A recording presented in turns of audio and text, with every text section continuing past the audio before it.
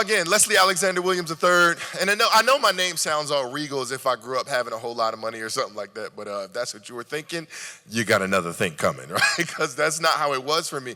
I actually grew up in average and ordinary town in America. Mine's just called North Philly. I don't know what yours is called, right? But North Philly is really not the prettiest section of town, y'all. It's literally the hood. So on top of having that challenge, some of you know that I'm totally blind, right? I lost my sight at the age of 3 due to having glaucoma. So on my 3rd birthday, I had my 12th surgery and I lost my sight completely. Now, I'm not saying that for any kind of pity or anything like that. I'm more so just saying it because I want us all to kind of realize, like, what is that like?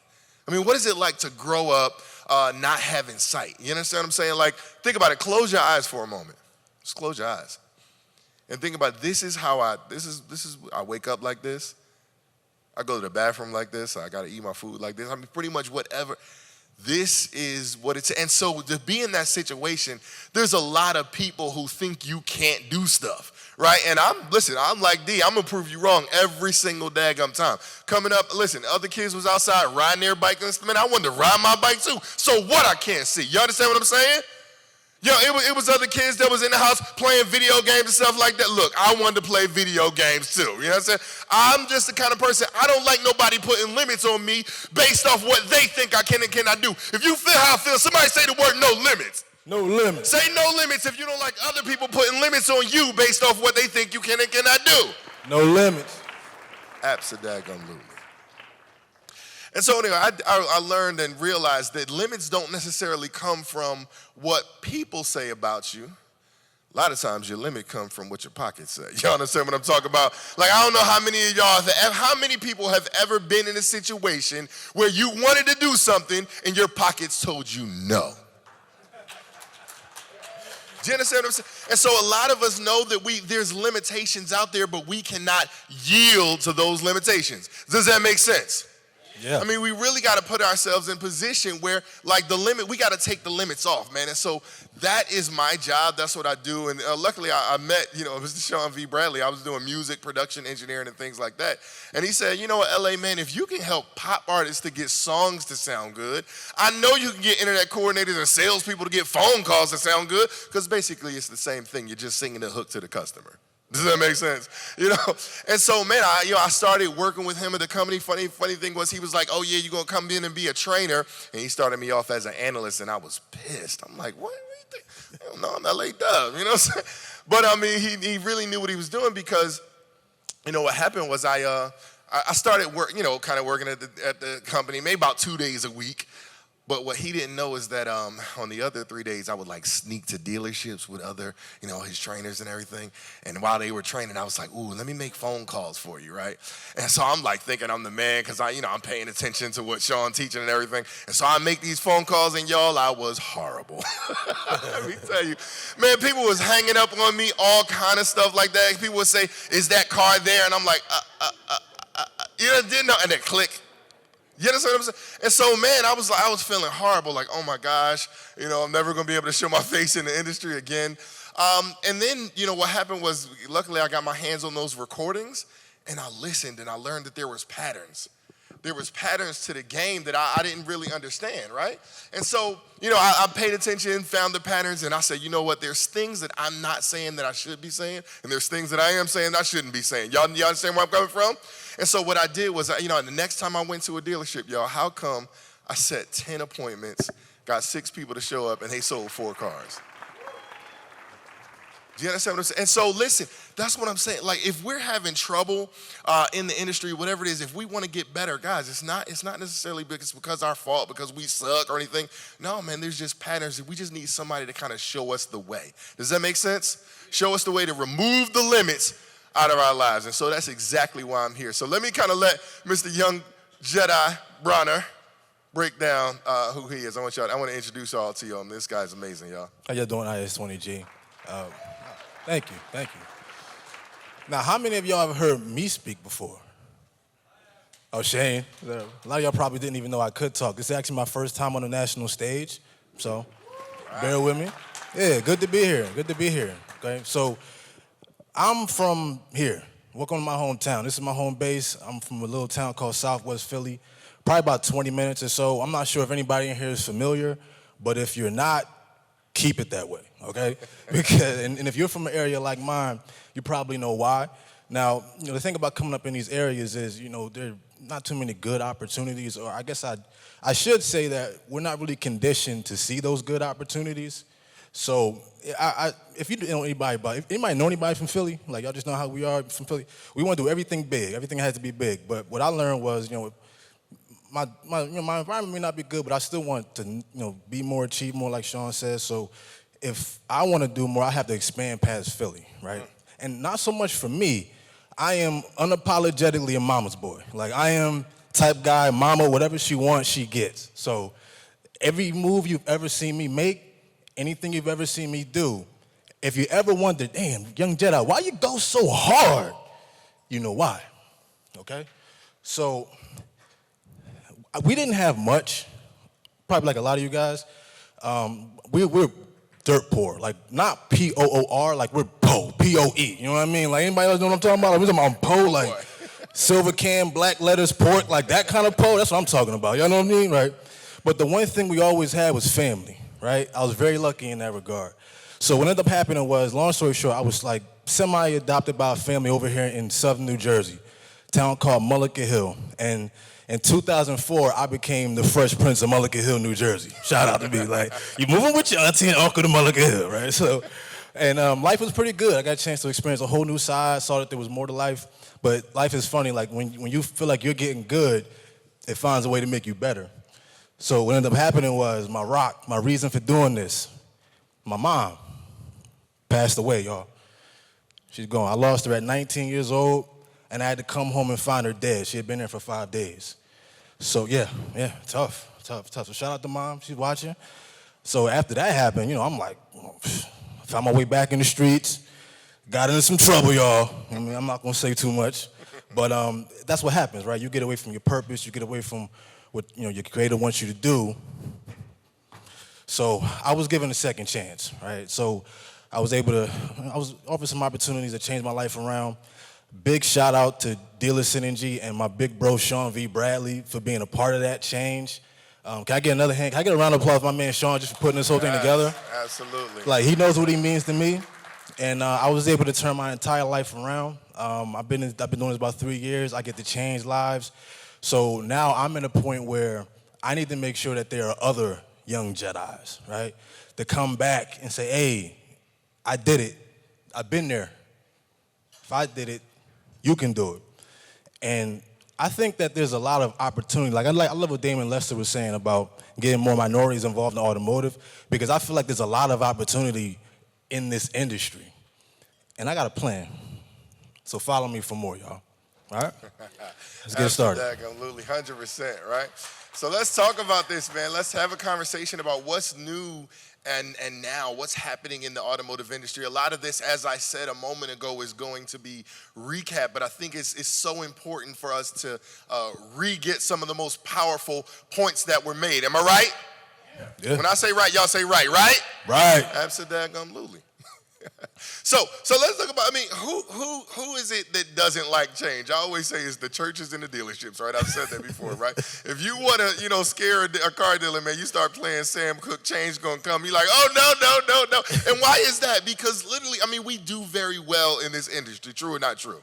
True. We do very well. And so when someone comes along and says, things are changing, such and such and such and such, we like, I don't know, LA, because I ain't sure. And so we don't want to make those changes, but I'm telling you, we absolutely must if we're going to be ahead of the game. Does that make sense? All right, cool. So the way I'm going to go through this is we're going to kind of talk about the reason. There's like generally 7, 8, 9 reasons why people are going online to purchase vehicles. And I want to talk about how these things have changed over the last, let's just say, 5 years, right? Which is not a lot of time, y'all. Do you understand that 5 years is really not a lot of time? It's really not. However, so many things can change and has changed over the last just 5 years. It was so crazy. Who was that was out here talking about 2015 like that was a long time ago? You know what I'm saying? I'm like, yo, that was yesterday, right? So let's talk about it, right? And the way I'm going to do this, as you're taking notes, which I'm sure you all are, As you're taking notes, we're gonna talk about this in the sense of practice, right? Just write the word practice. Wait. We flew all the way from California, LA. I know we're not up here. I know we're not talking about practice. We absolutely are. Not a game. We up here talking about practice? Absolutely, 100%. So write it on your paper vertically, okay? So write P over the R, over the A, over the C, over the T. That's how it's gonna go, okay? So let's talk about the first deal is price, right? What's the P stand for in our industry? Price. What it stand for, y'all? Right. We know 80 to 90 to 100% of customers ask for price, but the truth still remains that only 20% of customers are solely price motivated, right? These are the people who, listen, they're not going to throw water on you if you're on fire if you don't give them the price, right? Right. They exist. Here's the deal. The average price of a new vehicle back in 2016, $33,000. You guys have seen this. A couple of people put this up here. In 2021, the average price is $44,000. That's a 33% difference. We've seen different numbers, 42, 40, I'm saying 44, somebody said 47. Either way, it's a whole lot more. True or not true? Absolutely, right? 33%? Good Lord, that's a lot of money. That's what I'm saying. Check this out, y'all. 20% of it has happened since 2020. So you have 4 years for it to grow 13%, and 1 year it grew another 20%. Right? So let's talk about why is that the case? What is it that's really driving up the market? And can anybody tell me? April said supply and demand. Who else? Technology. Technology? Okay, who said that? That's Mopar Mike. You got to let him know it's you, Mike. I think I heard Cody say Inflation. Cody, inflation, right? See, now here's the crazy thing. Can you talk, I'm gonna talk a little about this inflation thing, because every time we're talking to a customer about, the prices going up, they're like, oh, because of the inventory shortages and all of that type of stuff. And I understand that plays a part. But do you realize in America right now, in circulation, there's about $2.3 trillion in circulation right now? Does that make sense? Okay. You guys realize that over the last 24 months, $700 billion was inserted into our economy. That's like almost a 33%, just about 3.28 point. Yeah, yes, it's a lot of money to just insert into the economy over 2 years. So if you all of a sudden, first it was, 1 point whatever, now it's over 2.3 billion. What's going to happen to the value of the dollar? It's going to go down. Cars are not the only thing. How many people paying more now for milk than you did a couple years ago? Yeah, absolutely. How many people paying more for gas now than they did a couple years ago?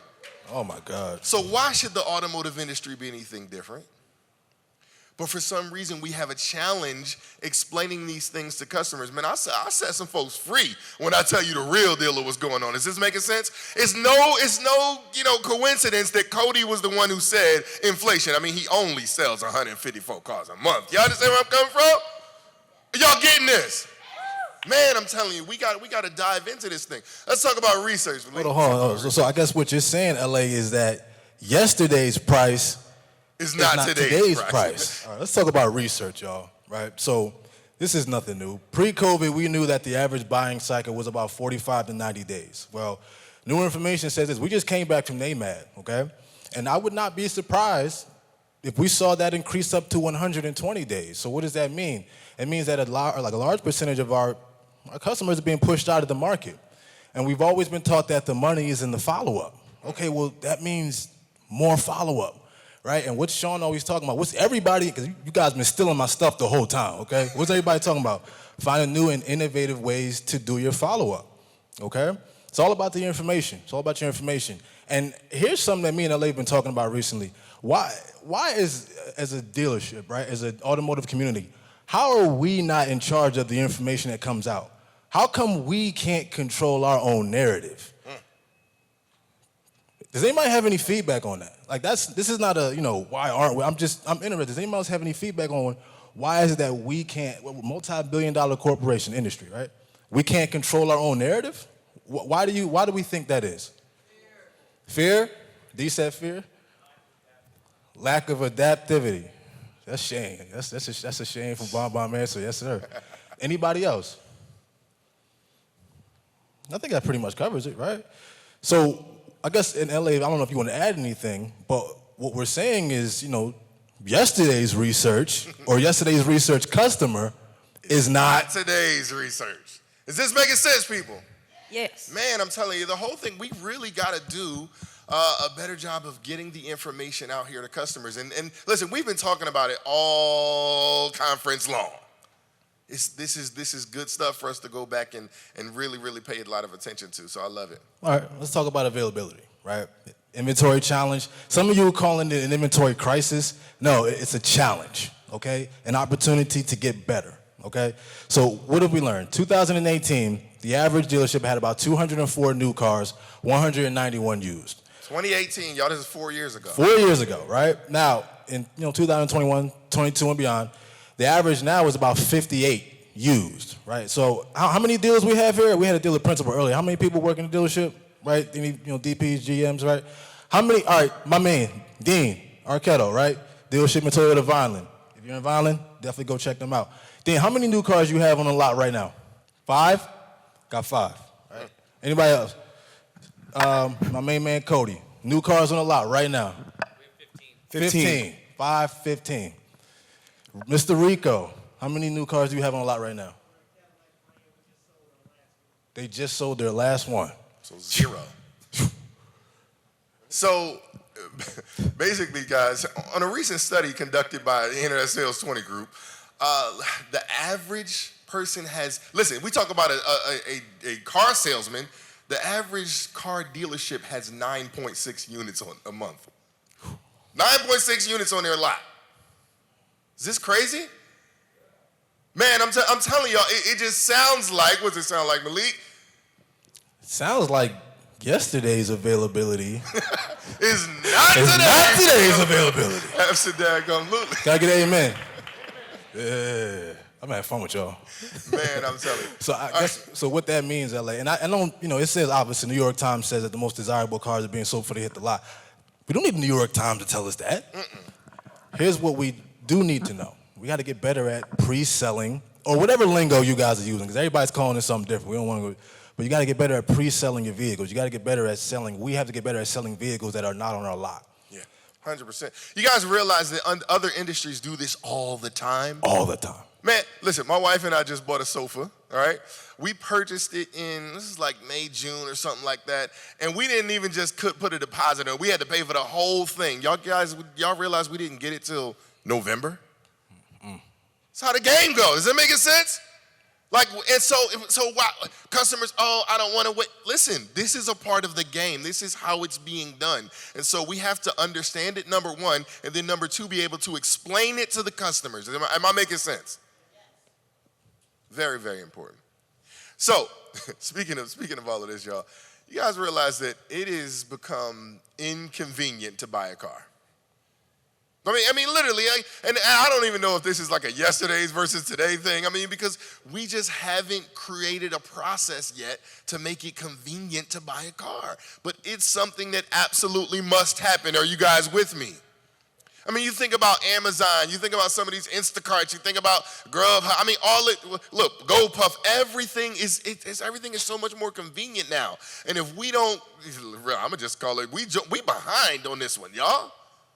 Right? We talk about Blockbuster, companies that didn't want to change, Yellow Cab, Sears, folks that didn't want to change. Where they at? Right where? Some of y'all know where that come from. Listen, ride sharing apps, all kind of stuff. I'm just telling you, we are literally in a situation where we have to make it so much more convenient to buy a car. And so there's a lot of different ways for us to do this. I mean, a lot of them is kind of around the rim of the room, right? We got some telecar folks. We got some, it's a bunch of folks out here that are just, I mean, that's what they're thinking. They're like begging us, hey, listen, make the car buying experience more convenient. We got to make the car buying experience more what? I need y'all to say it with some passion. Convenient. That's it. Look, folks doubt where I'm coming from. There's a lot of folks, listen, man, we got a daggone coffee machine. Everything is convenient nowadays. And if we're not dialing into it, I'm telling you, we're going to be in trouble. So basically what I'm saying is yesterday's inconvenience cannot be today's convenience. Absolutely. I better know. All right, so let's talk about what's the PRAC? What letter we on?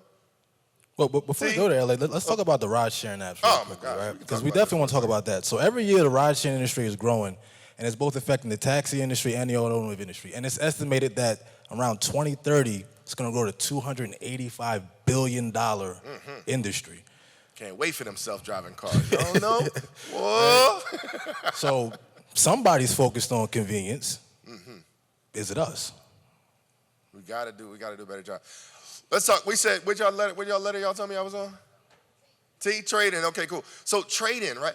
Listen, back in the day, right, folks used to, I'm gonna trade my vehicle. And so we actually talked about this a little bit before. We used to lowball folks on their trade. Come on, let's be real, right? And now it's like, where are we getting our cars from? We gotta get them from the public. But they don't want to sell them to us. Why? What did he say? That was the number one reason why they don't want to sell them to us? Because they now think they're going to get enough for the vehicle, right? They feel like, I could get more elsewhere and all of that different type of stuff. Again, we talk about controlling the narrative. Again, this is our responsibility. We got to take responsibility for all of this. Does that make sense? Man, they say, listen, if you want to influence someone else, you got to take all the responsibility, man. But if you want to succeed at the highest levels, then we got to take responsibility for ourselves. And so, and this is a huge deal. And so, listen, if you don't have a VBC, a vehicle buying center, or vehicle acquisition program, I'm talking about a serious one to be able to buy cars from the public. Look, 10, 20, it's not going to get it done, right? We need to get hundreds of cars purchased because where else we going to get inventory? We're going to go to the auction, be putting our hand up and all that different type of stuff. We got a whole conversation Danny talked about yesterday about, he was on day 1 or day 2? Either way, he talked about making sure that we put ourselves in position to be able to buy cars correctly from the public. You guys get where I'm coming from? Man, I'm telling you. So really what I'm saying is that yesterday's trade-in process absolutely cannot be today. Let's talk about not liking car sales. This is I. I stands for I hate car salesmen, or I'm looking for a different way to do business. Why? Because now I don't like us like that. Talk about him, Malik. Gruden's former player, Keyshawn Johnson, had this strong reaction to the news on KJM radio, on the KJM radio show this morning. I didn't know that John would say things like that and put them in an email.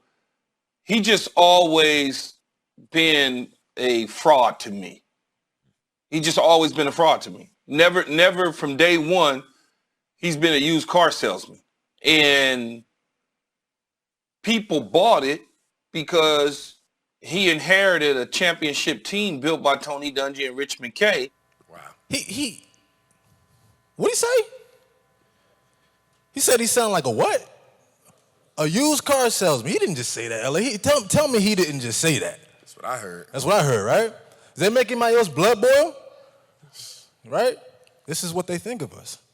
This was said on ESPN. This is what they think of us, right? And shout out to NIADA for having the cojones to actually step up and say something about this. Let me read what this is straight from their Facebook page. Mr. Johnson's characterization of the ethical and hardworking men and women of the used auto industry and ESPN's promotion of that negative stereotype is irresponsible, inaccurate, and inexcusable. The National Independent Automobile Dealers Association and its members wish to inform Keyshawn Johnson and ESPN that negative stereotypes are harmful. NIADA members conduct business with integrity and by a strict code of ethics. Can I get a round of applause for NIADA? Oh my gosh, I'm telling you. Getting our backs. Absolutely. Right? Getting our backs. We're talking about controlling the narrative, right? Mm-hmm. Somebody saw that and said, nah, not gonna fly. So let's think about this, right? Inventory challenge, a lot of things have happened. We know what they think of us, not a secret. How many more of these angry customers did we create in 2021? How many more of them did we create? How many of them did we save? What did we do? You know, I think it's so crazy because, you know, when I go to train dealers and things like that, I always think the best of people. That is a part of, you know, who I am, it's what I do, right? I'm gonna speak positivity into you. And so I found it shocking at one point in time where a car salesman was like, oh, you know, this happened to me. This lady is upset because she's trying to say I lied to her because such and such. And he gonna say, I mean, I did lie to her, LA. Look, he just lied. I said, listen, man, you gotta deal with that. You got to go handle that because, again, it's not cool. Does that make sense, y'all? It's not cool. Can't do that kind of stuff, man. We got to, again, there's already a stereotype and all of that good stuff. Listen, one of the things that my wife and I talk about all the time is just, you know, not being a statistic, right? Why do we come from North Philly and, you know, kind of put ourselves in position? We got to be, we got to be a cut above the rest. We cannot allow people, let people take a look at us and say, okay, well, I know what they about. I know it. No, you absolutely don't, right? People should look at us in our industry the same way. Well, did y'all see that hiring video yesterday? Was that a phenomenal video yesterday? The recruiting, man, it should be with respect, man. Listen, people talk about, you know, doctors, lawyers. I mean, listen, this is automotive sales professionals. Right along the same lines. That's where we got to be. So let's talk about this. And actually, we aren't going to spend a whole lot of time on this because listen, the E-Director, did they not do a great job of breaking this down about the credit? Yes, sir. Oh, yes, man, sir. I'm telling you. Phenomenal stuff, right? And here's the thing. Again, they say, oh, since dealers are raising the prices, again, it's not necessarily us raising the prices. It's the value of the dollar is coming down. But banks are valuing these pre-owned vehicles, used cars, right? They're valuing them so much higher, right? And here's the thing. We talk about subprime and folks acting like they don't want to work with folks at subprime. The average credit score, and this is actually, you know, totally shocking me. They say it's 711. It's 711. The average. I'm like, what? Are you serious? Now, I, being in the finance industry, understand, you know, how the credit bureaus are doing this. But even when you look at, you know, the range, right, a range of prime, let's just say 670 to 720, somewhere around that, right? Again, that means if you got a credit score of 660, you're technically subprime. If you're under 700, you're technically subprime. Is there anybody here who would not want to do business with somebody who had a 660 credit score? Let the record show nobody jumping up and down. You know what I'm saying? Like, everybody want to do business. You know what I'm saying? Like, obviously, if that was the only, we understand that there's other factors, but come on, man, we got to do a better job with this, man. Are y'all with me with this? All right, let's go through it for real. I want to come up with a scenario, a real scenario that we have on the phones, right? Okay. So whether it's price or availability, who's got a scenario that's going to place? Rico Glover. There you go. So let's just give us a scenario that, let's say. So it's an inbound phone. All you got to tell me is an inbound phone call or outbound phone call. Which one you want to do? It's a inbound phone call. Inbound phone call. Call me up. So do you want me to pretend like I'm the customer or just? Just okay. say ring, ring. Hey, No, Just go. say ring, ring. Ring, ring. Thank you for calling ABC Motors. This is LA speaking. Are you calling about one of our specials? Yeah, but I just want to check and make sure you actually have a vehicle on the lot. Okay. Awesome. Which vehicle are we talking about? It's the 2022 Cadillac Escalade. 2022 Cadillac Escalade. Awesome. Well, let me go ahead and pull that up in my inventory. Scary thing is, if it is on the lot, that might be a bad thing for you. But let's talk about this. Who am I speaking with? This is Rico. Hey, Rico. Hey. Rico, spell your last name for me. It's Glover, Glov as in Victor, ER, like Danny. All right. And then what's a great number to reach you in case I need to? 910-257-3017. 3017. Awesome. Okay. Is that a work, home, a cell number? What is That's a cell. The best way to reach me, though, is text me. Perfect, man. I'm so glad. That's so helpful. All right, awesome. So you're basically wanting to find out if this vehicle is available right here on the lot. Can you share with me what's making you ask the question? Well, I've contacted a couple of dealerships, and when I actually go there, they tell me the vehicle's there, and I drive there, and then it's not there. Yeah. So I want to know before I come. No, totally.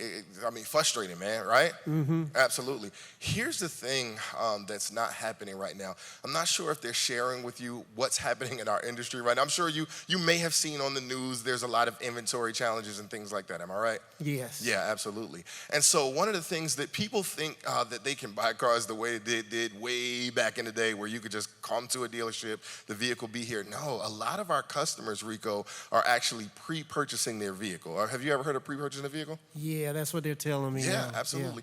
And listen, man, it's the way to go. Why? Because you get to get exactly what you want. You don't want just some car that's sitting on the lot waiting for you to come get it. You want what you want. Am I telling the truth? That's the truth. I'm paying for it, yeah. And the best way for us to do that for you is to get you the vehicle that you absolutely want. So let's do this. We're going to start with you sharing with me all of the details, or me and my staff, all of the details. Okay. And we're going to make sure we get you exactly what you want. Does that sound fair? I can work with that. Awesome. Let me ask you this. Besides availability, what else would you say is really important to you in deciding where you purchase your next vehicle? I'm not going to pay that $15,000 and $30,000. I've been calling around over the sticker. I'm not doing that. Okay. So break that down for me. Share with me what's making you say that. I called a couple of dealerships that said they had some on the way, and they were $30,000 over sticker. I'm not paying $30,000 over sticker. Gotcha. So just help me to understand why you're saying, like when you break that down for me, you say over sticker, break that down for me. Well, the MSRP is 110, and they're charging me 140. Gotcha. So what is the MSRP? What does that even stand for? I don't know. I know that's just on the car. Totally, no problem. I got you covered, man. This is what I do. So what it stands for is manufacturer suggested retail price. All right, stop showing off now, okay? I'm not Yo, you see that? Yo, right or wrong?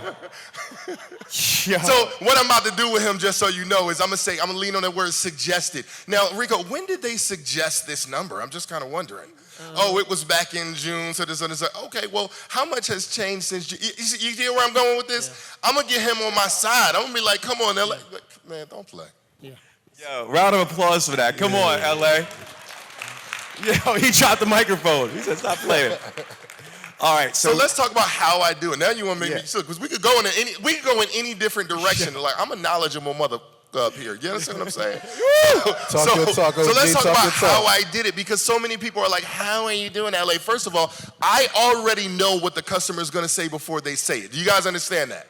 I already knew everything Rico was going to say before he said it, because I've talked to thousands and thousands of customers. Or dealer synergy told me it's price, research, availability, convenience, trading, I hate car salesman, credit, experience, and safety, right? I understand these things. And so I led the conversation a certain direction with questions. Do you guys hear where I'm coming from? I know how to ask questions. What does LA know how to ask? Questions. Say it a little bit louder. And I know how to ask the right questions. So I'm 5 steps ahead of the customer. I know what I want him to say, right? So I'm gonna ask him questions that makes him say what I want him to say. And did he damn not say it? Yo, he did. He did. What about, wait. Okay, so LA, you got a little something. What about you, Malik? You know a little something? D, okay, there we go. Let's go. Okay, hold on, D. Inbound, outbound. Do outbound. Ring.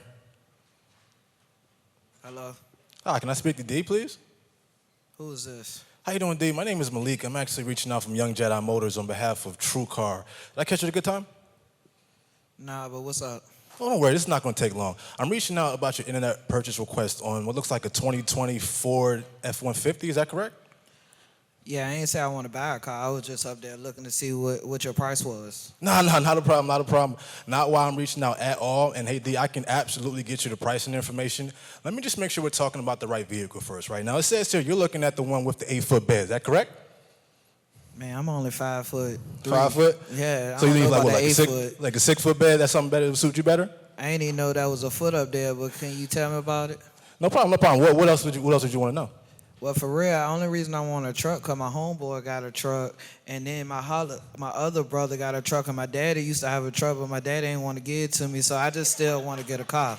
So you sound like you just want a truck. That's what I'm hearing you say. Yeah, but I want a truck, but then I want to pay $400. It better not be over $400. $250 sound good to me because I only make $8 an hour. Make $8 an hour? Okay, yeah. Okay. So if what I'm hearing you say correct, D, is that you're looking for something that's going to fit your budget. Is that correct? Yeah, but it better be that truck. Got to be that truck? Okay. So let me ask you this, right? What is it that you liked about, I know you said that your family has F-150s and things like that, but I'm sure there's things that they do that you probably don't do. Am I right? Yeah, because I got to go to work. Exactly. So what did you like about the F-150? What's drawing you to the truck? It got me to work when I bought it, but I'm a little person. I'm trying to be big. Okay. Well, what is it that you do? Oh, what I do? Yeah, what do you do? Man, let me tell you what I do. I just go to work. You go to work, D? You go to work, man? Oh, man. Nah, Hey, but D, for real though, my job, man, man, I do that that 5 for 5 at Wendy's, you know what I'm saying? I get on people that selection, man, Hey, man, trust me, bro. I know all about hospitality work. You understand me, man? Oh, I you get you. feel I me? get you. And you know what's crazy, D? I work too, man. You know that? That's crazy, man. Me and you, man, we on the same page, man. But you know what they told me though when I came there? That's why I was looking at y'all site, man. The dude, I don't know if you know him. I guess he worked with y'all, but he told me, I ain't got the credit to get it. Credit? Well, tell me about that, man. Like, break that down for me. Man, he told me I had to have an 800. I told him I got a job and a check stub. Okay, so you had to have an 800 credit score. Okay, well, listen, I'm sure you know, post-pandemic, everybody's credit is messed up. I know millionaires that are dealing with some credit challenges, okay? Level with me. On a scale of 1 to 10, how would you even rate your credit? Man, for real, I don't even know if I want to say that to you, bro, but you ain't gonna tell nobody, is it? Nah, man. Okay, but it's, I'm 500, you know what I'm saying? I'm doing something. Man, look here, man. We work with about 40 different lending institutions, but I'll tell you something, D. Post-pandemic, I'm talking to people that are just in the same situation as you are. So we've been working with like 4 or 5 that have been really taking care of our customers that are in similar situations just like yours, okay? So if it's about getting you an approval or at least finding out what steps you need to take, we got you. Fair enough? So you telling me that even if I can't get the truck, I can get me a car? If you want a car, did you want a car? I'm just trying to ride for real. The truck sound good, you know what I'm saying? But I know my situation. But if you can make me ride, I'm trying to ride. I'll tell you what, D. Here's what would make sense. It sounds like you're open up. Pause. LA wants to jump in. No, I'm just saying, because and what he's doing, he's just making the customer talk himself into whatever the situation is. Most people don't know how to do that. They won't ask questions until, listen, I promise you, if you get a customer talking, they're going to tell you some stuff. Yo, wait a minute. And I want to just say something. This might seem entertaining as shit, but yo, that's a real conversation right there. Yeah. That's a real conversation. That's how it goes. Well, here's what I'll say. Here's what I'll say, how it's real, but in some senses it's not real. Let's just keep it real. Because we don't, and if it may, even not us, we might ask it because we're an Internet Sales 20 group, but does our team know how to have that conversation? No. This is a problem. We've talked about how 92% of all customer interactions happen where? Over the phone. 92% of customer interactions happen where? All right, so we talk about how, calls, since we were talking about phones, how calls go unanswered. You realize 40%, the car review talks about it, 40% of calls to average dealerships go unanswered. And then it just reflects millions of dollars of lost money and opportunities, y'all. Our dealers, we pay a lot of money to get the phones to ring, and then when they ring, we don't even pick them up. Right? A lot of calls, they'll go into the internet department. They got the service calls going in there. They got, as if they're receptionists. They're not receptionists. They're internet professionals. Right? Which hinders them from making more phone calls. And they're like, oh, where my appointments at? Where's some appointments at? These daggone phones I got ragged. You understand where I'm coming from? We got to do something about this. And on top of that, this can't be the only way that we're selling cars. We got to get really good with some digital retailing. We got some digital retailing folks out here. Digital retailers out here? Absolutely. 100%. Let me ask, I want to ask a question right now. Who has a proactive team? Like, I'm talking about somebody who really kind of gets out there, takes photos for the customers, and sends them out. Who does that? What should they be sending? Shane, what should they be sending? Video. Well, what's crazy? Listen, man, I haven't sent a photo to a customer since 2015. Do you guys understand that? Like stuff that was amazing, 4, 5, 6, 7 years ago is average to below average now. Oof. LA, can you tell a quick story? I know we're close on time, but this blows me away that it takes a blind man that's got to jump on an airplane, fly to your dealership to shame you into doing your job. So we've been preaching about video email and video text messaging for years, and this is a true story. Talk about what happened at Yarman Ford in Minnesota. Because them boys were like shocked at what happened. This is some Absolutely. real shit So right this here. is about 5 weeks ago. And then one of the things that we had people in there, oh, we're in the middle of cornfields, LA, what are we supposed to do? There's nothing we can do. Really what happens is people are missing out on hope, right? And so I wanted to go to the dealership to inspire hope. And so I go to the dealership and we're making phone calls and we're reaching out to people and literally I'm communicating with them via video. So it's a bunch of stories I can tell, Sean. One of them, a gentleman by the name of Uncle Al, right? He's like, oh, listen, I'm not giving you this person's name. I'm shopping for my nephew, such and such and such and such. I'm like, okay, yeah, Uncle Al, what's your nephew's name? He's like, oh, it's Tim. All right, well, what's his number? I'm not giving you that. Okay, no problem. Let's go shoot a video for Uncle Al. We shoot the video, put it all together, send it over to him. He sends it to his nephew. Now, I am an expert with language and how to say certain things to get people to do certain things, right? Just when it comes to call to actions. So ultimately what ended up happening was Tim calls the dealership and asks questions and things based on the video. I talk to Tim and end up putting this deal together. And it's so crazy because Uncle Al is a 56-year car veteran. Thought he was going to hustle me. Like, no, it's not going down. We got a gentleman, a couple that was looking at a daggum van. She was looking at a bunch of different dealerships. We send her a video. She sends a video back like, wow, no one ever sent us a video before. She sends a video back saying, I want to introduce you to our husband. We absolutely want the van. They come in Saturday and buy it. Look, listen, I literally flooded that showroom that Saturday. It doesn't make no daggum sense. Using video. In order to drill it, we got to literally drill this stuff into ourselves. So listen, y'all, I've been holding everybody else accountable on time. Here's what I want to say to us all. I want to kind of just close out with this because a lot of us, and I know they're going to kind of get on me because I'm all at the edge of the stage and everything like that, but a lot of people, we don't really count our wins. We're not really paying attention to what's going on. And what I want to do is it okay if I just show y'all what winning looks like? Yeah. Let me show y'all what winning looks like real quick. Hold on. I made it. I made it back to my chair. Like, you really don't, you're not paying attention. You're not paying attention to the little things that happen in your life, right? And so many of us have confidence challenges and all kind of stuff like that. Guys, we gotta think a little bit better. We gotta think a little bit better for ourselves. Listen, you can do anything you put your mind to. There's nothing you can't do.